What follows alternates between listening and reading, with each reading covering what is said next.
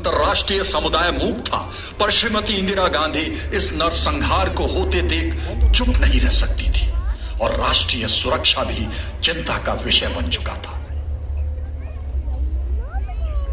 उन्होंने थल सेनाध्यक्ष के साथ कैबिनेट की मीटिंग बुलाई। उस समय भारतीय सेना का नेतृत्व कर रहे थे जनरल सैम मानेकशॉ। मैं आपको पूर्वी पाकिस्तान में भेजना चाहती हूँ। This means war. इसका मतलब है युद्ध। इस वक्त यह उचित कदम नहीं होगा।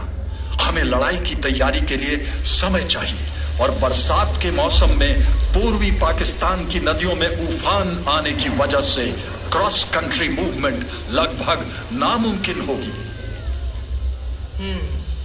सेना कब तक तैयार हो जाएगी?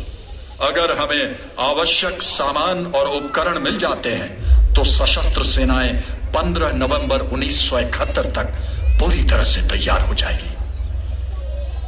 और यूं एक तरफ भारतीय सेना के तीनों अंग युद्ध की तैयारी में लग गए, वहीं भारत सरकार ने मुक्ति वाहिनी की मदद करना शुरू कर दिया।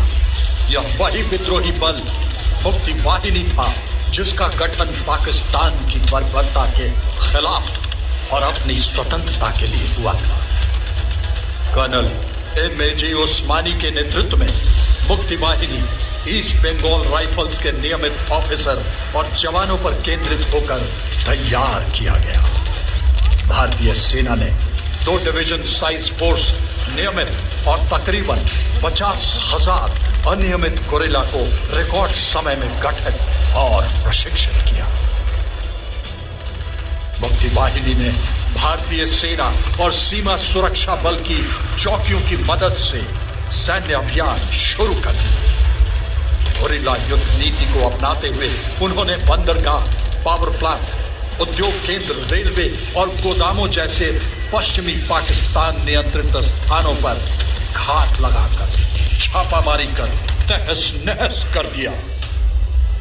वहीं पाकिस्तानी भी अपनी तैयारी बढ़ चढ़कर कर रहे थे। पूर्वी पाकिस्तान की सुरक्षा के लिए उन्होंने भारत के साथ लगे तमाम सीमावर्ती इलाकों के प्रमुख शहरों और कस्बों को किले की तरह मजबूत बनाया और बांग्लादेश में घुसने के तमाम सड़कों पर सेना की मजबूत मोर्चाबंदी की। एक तरफ भारत में सैन्य तैयारी चल रही थी और दूसरी तरफ वहां पूर्वी पाकिस्तान में मुक्ति वाहिनी पाकिस्तानी सेना पर घात लगाकर हमला कर उनके लड़ने की इच्छा को लगातार क्षीण कर रही थी। फेनी बेलोनिया बल्ज 16 किलोमीटर लंबा, 4 से 6 किलोमीटर चौड़ा, 3 दिशाओं से भारतीय क्षेत्र से घिरा बांग्लादेश का एन्क्लेव, इलाके का मुख्य सप्लाई लाइन, चिटागोंग से राजधानी ढाका की लाइफलाइन। बेलोनिया बल्ज की तीनों लड़ाई बंगाली अवाम की वीरता, युद्ध कौशल और बलिदान का प्रतीक है। इस लड़ाई ने दुनिया को बता दिया कि जिन दिलों में मुक्ति की मशाल जल रही हो उनका वजूद दोनों बंदूकों और तोपों से मिटाया नहीं जा सकता।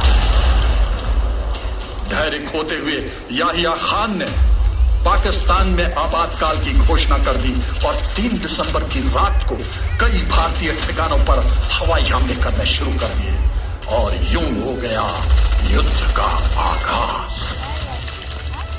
और भारत ने तुरंत जमीन, हवा और समुद्र के रास्ते पाकिस्तान पर जवाबी हमला किया।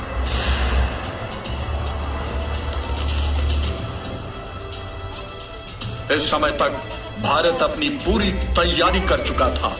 भारत सरकार ने बहुत ही स्पष्ट युद्ध की रणनीति बनाई और युद्ध का स्पष्ट उद्देश्य था बांग्लादेशी अवाम को आजादी दिलाना।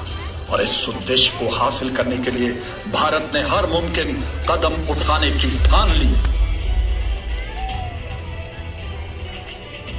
भारतीय सशस्त्र सेना के तीनों अंगों के कमांडरों ने यह तय किया कि पश्चिमी सीमा पर भारतीय सेना मजबूती से मोर्चा संभालेगी और आक्रामक तरीके से अपनी मातृभूमि की रक्षा करेगी। पूर्व की तरफ थल सेना, जल सेना और वायु सेना अपने आपसी सामंजस्य से बहुत तेजी से आक्रमण कर बांग्लादेश